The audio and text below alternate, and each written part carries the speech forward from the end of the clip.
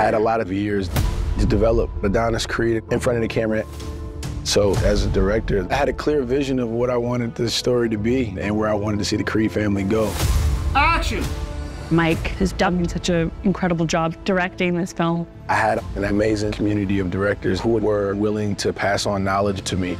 You know, Denzel, Stephen Caple, Ryan Coogler, people who've, done it once or twice. Great job, bro. Nice job. Mike had a great understanding of story and an ambition to him.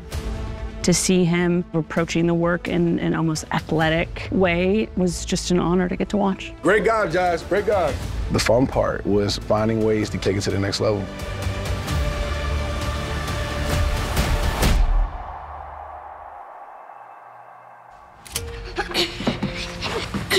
The final scene of Creed 3 takes place in a beautiful and stark, empty Dodger Stadium after Adonis Creed has won the heavyweight champ belt back. You know she's been waiting all night for this, right? She looked good in there. Yeah. That scene is the culmination of a lot of relationships in the movie and a lot of character journeys. You all right? Adonis has this intimate moment with his family. I'm better now. The film really is about this family, and the godfather of it all was the original Rocky movie some 45 years ago.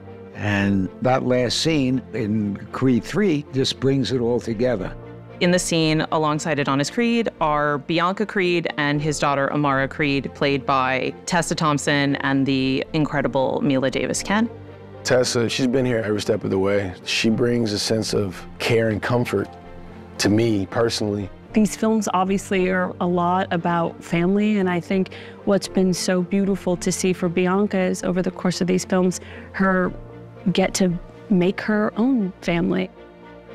Mila is just amazing. She really gives tremendous authenticity, and she has so much charisma that comes out in this scene. Getting to work with Mila was so life-changing. ASL is an incredibly beautiful language. There's all sorts of subtleties that I've found so inspiring. It's very different shooting a scene with sign language in it. You're not hearing the dialogue and you're imagining what the dialogue is going to be. You know it from the script, but you're not directly interacting with it, but you can just sort of feel what they're saying. It's really all about capturing the intimacy with the actors and not getting in the way of it and having sort of fluidity to it. I think a lot of people will feel inspired and happy about this film. And it shows the deaf experience and what we go through so that people really can understand our culture better. We got to actually hang out and spend some time, Amara and I, and Mike too, and just be together. So I think by the time that we were shooting, there was a real comfortability.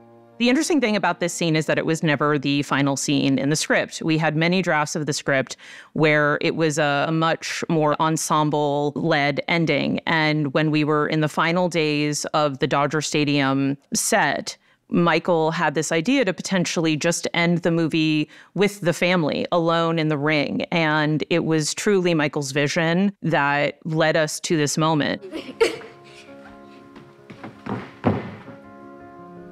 There's so much emotion between Adonis and Amara, and that it did feel like it could be wordless. And the ASL stuff was actually this huge advantage for us because it's such a emotive, expressive language.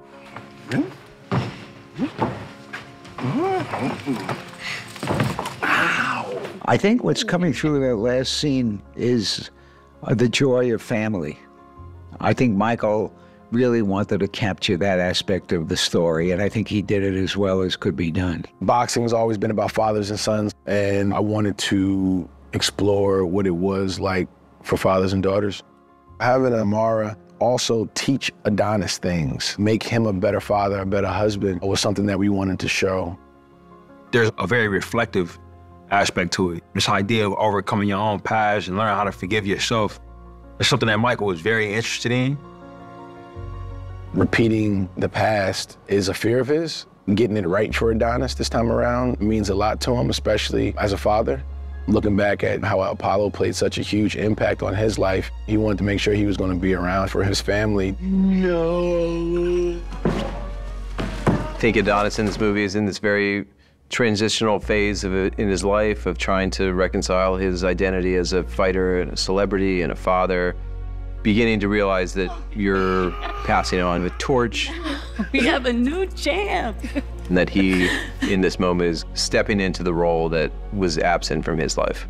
Me and Keenan and Zach, we would often talk about how time is short and precious and not taking things for granted. Our intention was to have a sense that there can be family life in the world of boxing. No one knows the character of Adonis Creed better than Michael B. Jordan. And the scene at the end of the film was quite intricate. He had to convey all that Adonis has been through, not through one movie, not through two movies, but through three movies, having it all culminate with his family in the ring at the end of this film, and the results were magnificent. The final scene of Creed 3 is the definition of a team effort. Everything from the beautiful words on the page to Michael's vision, to the cinematography, to the production design, to the costume design, to the acting, to the score, it all beautifully fit.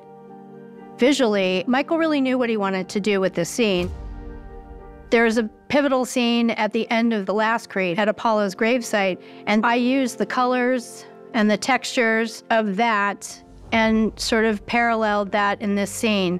One of the motifs for Adonis Creed is the American flag. Liz Wolfe, our incredible costume designer, came up with something that was very, very powerful. I created a tracksuit that, sure, it shows off his physique, but also he's shrouded in something that almost feels baptismal. And for Bianca, her spirit animal between Tessa and myself has always been a butterfly. The butterfly in significance of things like transformation.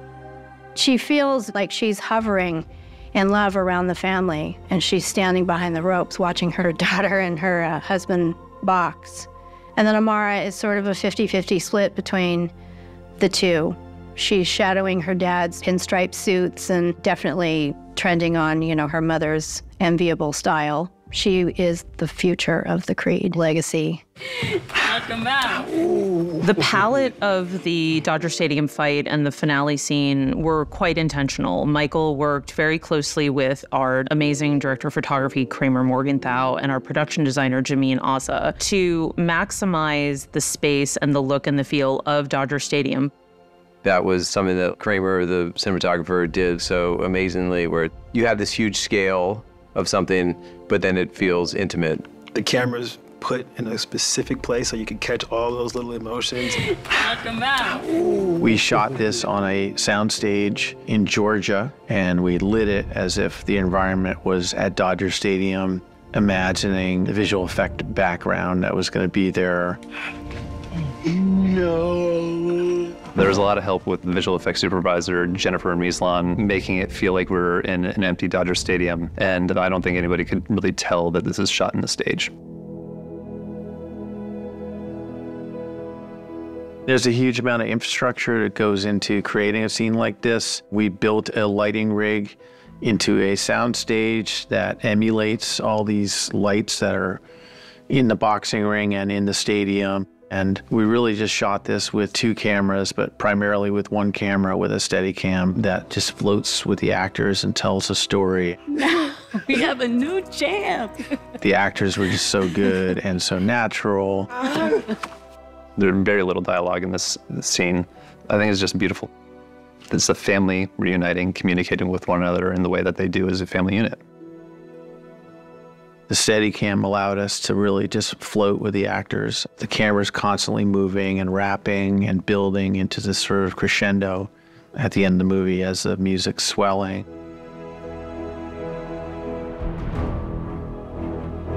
We just kind of improvise this pull back along the ropes, and he disappears in the darkness, and lo and behold, that's the final shot of the movie.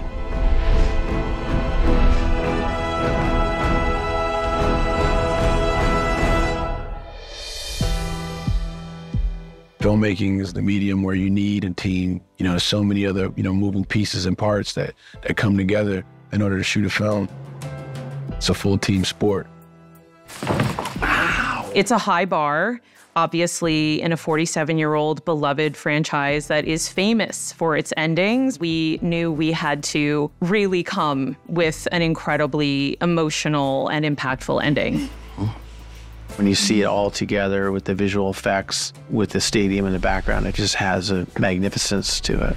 It was like a very nice solution that we found towards the end of the shooting process to realize like it would be really nice to end this movie in a very kind of silent, emotional way. Yeah. Sometimes there is no perfect line. The perfect line is no line. Yeah.